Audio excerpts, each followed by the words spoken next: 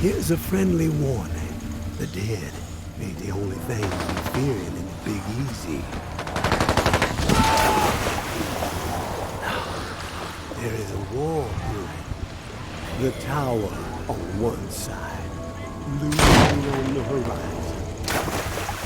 Those reclaimed renegades are on the other, making everyone's skin crawl with their horror show tactics. If the city's where you're headed, well, I suspect your story is just beginning. And your story's about to end. What? Walking Dead Saints and Sinners comes as a part of gaming's most diluted genre, zombies, but with the twist of that being an actually good game. Despite my cut up of the intro, it is one of the best parts of the game. It draws the player in, spells out the conflict, tells you how you met my mother, just gives me the game's objective. It's just straight up genius. Most games in the zombie genre don't have that on-edge immersive feeling. You don't feel like you're gonna die. Instead, you feel like you're gonna slaughter mass swaths of cosmic horrors created by an evil company. Saints and Sinners has that on-edge feeling in spades. You feel like at any given moment, despite how much you've built up, one misstep can kill you. Damn it! This on-edge feeling seeps into every facet of the game. Combat, looting, dialogue, etc., etc., etc. It elevates each part of the game, and without it, I wouldn't be reviewing this game. The game is also amazingly stylized.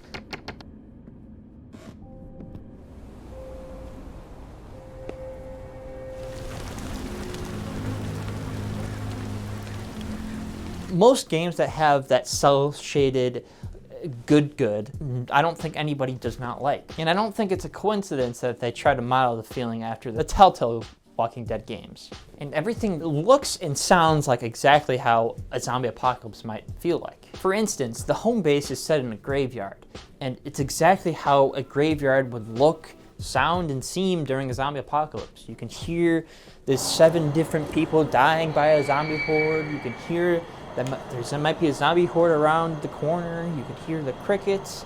Now, some of the scariest moments are when you're by yourself in this graveyard. For instance, when you get your radio up and running and you're talking to Casey, you tell him at first there's no one around. And that lamppost that you kind of notice in the background now turns on.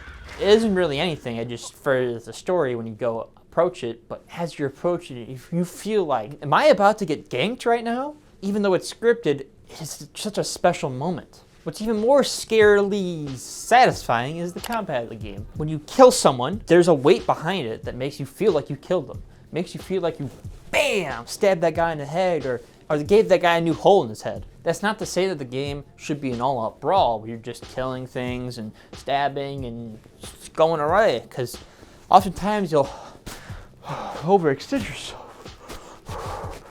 And you'll run out of stamina, and then you'll realize, as you're getting swarmed, maybe being a zombie really isn't that bad. That's why mostly all players, especially myself included, have a combination of stealth and all-out brawling, so they don't have to recreate the Pepper Perry meme. And adapting that playstyle, at least for me, never got really stale because of the on-edge feeling. However, when that feeling does kind of seep a little bit, the game kind of loses a little bit of its luster. This is exemplified in the late game, when you become as powerful as a death squad. And things like the Belto system and how easy it is to avoid don't really help that. It's not to say the game doesn't have late game difficulties. For example, the sick walkers, which reduce your health, or the armored zombies, or the armored humans, or the humans in general, do prove a late game bump. Another major element of the game is the looting system. It does take a page out of Fallout 4's book, and by a page I mean the whole fucking book. Most of the looting system is just picking up little bits and bobs to break it down to build it back up into bigger and better things. Now, if you hate that aspect of Fallout 4, the chances are this loot system will be a hit or miss for you. But looting the scraps is very satisfying. The smaller items are nice and light, and the bigger, heavier items like this gas canister weigh you down. And on a side note, opening the cabinets, lighting a match on the matchbox, taking a cigarette out of the pack and lighting it, oh, that's just a chef's kiss. And the 3 crafting benches that you grab stuff for are pretty dandy. I don't really have much criticism in that way. Everything does feel like it's building to you getting bigger and better. Another aspect of this game is the story and the humans. Most, if not all, the voice actors in this game did a very good job. It really sells you about how desperate many people are. For example, the character of Henri has the opening monologue I referenced at the beginning of this video. Without him being as good of a voice actor, this game probably would have had a lot more returns. Walking Dead Saints and Sinners also comes equipped with a dialogue system. Now this dialogue system is good enough, but I didn't like it. It takes another page out of Fallout 4, with dialogue options being boiled down to generic good guy option, generic asshole option, and questions. That's not to say that many people won't like that, it's just that I wanted more nuanced options. Now, as a side note, the game does have 2 expansions. One that's paid for, which is just cosmetics and items that are connected to the larger Walking Dead universe, and a free DLC, which expands on the end game a little bit more and gives a bit more story about the end of what you did in the base game. Now, although they are very good in their own right, there's not much use of talking about them because they don't really add much substance. Although, at the end of the free DLC, it does hint at the second game, which sounds kind of fun, to be honest, from the trailers. Now, despite the flaws, Walking Dead Saints and Sinners is a must-have VR title. Everything works so well with each other that I dare say I felt like I was in a zombie apocalypse.